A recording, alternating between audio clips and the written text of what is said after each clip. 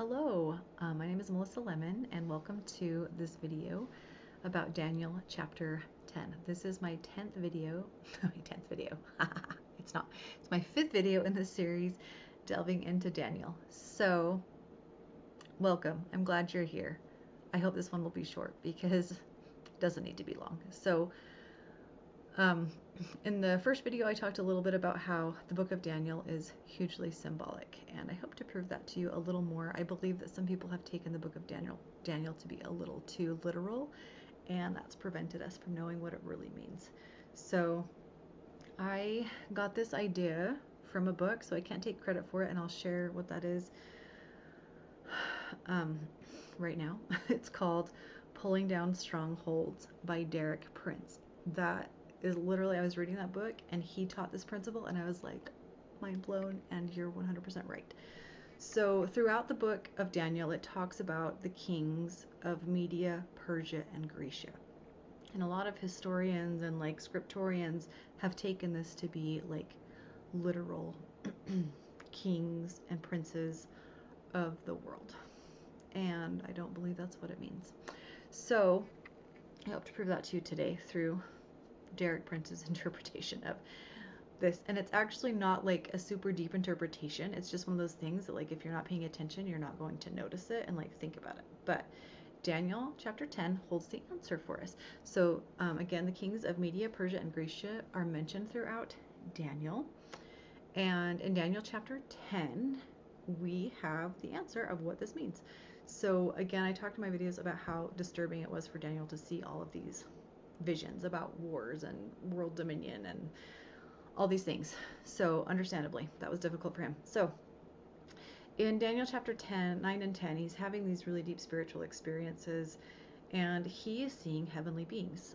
He has an angel that he's talking with that comes to him, and I know the angel's mentioned by name at some point, if not this one, another one, but I can't remember what the name is, so I apologize. I have taken like just a few verses to to prove this point, and I'm sorry that I don't have the name. Please go read it for yourself. But I just have a few verses to share with you to explain who these kings and princes of Media, Persia, and Grecia are. So Daniel's kind of passed out, and this angel helps him up. It says, and behold, this is Daniel chapter 10, starting in verse 10. And behold, an hand touched me, which set me upon my knees and upon the palms of my hands. And he said unto me, O Daniel, a man greatly beloved, understand the words that I speak unto thee, and stand upright. For unto thee am I now sent. And when he had spoken these words unto me, I stood trembling. Then said he unto me, Fear not, Daniel. For from the first day that thou didst set thine heart to understand, and to chasten thyself before thy God, thy words were heard, and I am come for thy words. So far he helped Daniel up, and he's trying to comfort him, and he's saying, we've heard your prayers. God heard your prayers and sent me to answer your prayers, and he heard you from the first moment you prayed. Oh, let this be a lesson to us. God hears us from the first moment we pray. But sometimes there's problems, hiccups. So in verse 13 it says, but the prince of the kingdom of Persia withstood me 21 days. So the prince of the kingdom of Persia withheld this angelic being for 3 weeks. So he can't get to Daniel to help him because this king of Persia is in his way and stopping him. So the whole point of all this is these kings and princes are talking about spiritual beings, specifically Satan's minions, like the powers of darkness that are here on the world, ruling the world through the actual, literal, physical kings and princes of the world, often. Not always, but often. So, he continues on, but lo, Michael, one of the chief princes, came to help me. I assume that's talking about Michael, the Michael. And I remained there with the king of Persia. So Michael comes to help, yay. And then in verse 20 it says, then said he, knowest thou wherefore I come unto thee? And now will I return to fight with the prince of Persia. And when I am gone forth, lo, the prince of Grecia shall come. And so he's saying, like, now that I'm leaving you, I have to go fight this demon, or whatever you want to call it, this one of Satan's minions again, just to be able to leave this planet, like, to get back to heaven or God or wherever he's going. And then there's going to be the prince of Grecia too, again, like he's going to have trouble. He has trouble coming to earth because of these kings and princes, and he's going to have trouble leaving the earth because of these kings and princes. And it's so interesting to me because, like, this book by Derek Prince, Pulling Down Strongholds, is like where I found this information, or where I saw this idea for the first time. But when you go and read it, it seems pretty obvious to me that that's what it means. And so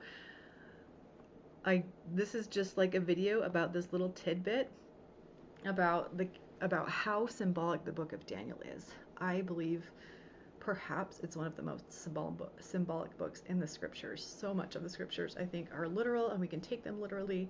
And there are a lot of lessons in Daniel that I think we can take very literally, but I think a lot of the things talked about in Daniel are super symbolic. There are literal things talked about in Daniel too. Dream of Nebuchadnezzar, for example, is pretty literal in his own demise, in seeing his own demise. And there's other things too. But I think a lot of it is super symbolic, and that is just something that I wanted to present in my final video, something to keep in mind as you're reading Daniel, something to ponder and pray about and think about, what does that mean? To, like, even just apply to your own life. Like, man, I pray for help and it feels like God isn't even answering me. Well, maybe the angels coming to help you are a little, like, hung up on something and trying really hard to get to you. God always hears our prayers the first time. There's nothing on his end preventing him from hearing us. Like, he's got that down. He can do that, like, no problem. So, but sometimes the help has a hard time getting here because we live on this planet, which Michael B. Rush calls Satan's prison planet, which I think is so appropriate. And I think these verses in Daniel kind of prove that's what this is. We're gonna, like, stuck here battling these evil spirits. But anyway, I just thought that was a cool tidbit I wanted to add to these videos. Thank you so much for watching this series. I hope you liked it. If you liked it, give it a like and a subscribe if you'd like to. And if you have any questions or comments, please put them in the comment section. I'd love to have a conversation about it. Please be respectful of my opinions and my experiences, as I will be of yours. And thank you so much for watching. It's been fun to make these videos, and I look forward to making more videos in the future about topics in the scriptures. If you have something you'd like me to look at and make a video about, maybe put a suggestion in the comments. Thanks so much again for watching, and we'll see you next time. Bye.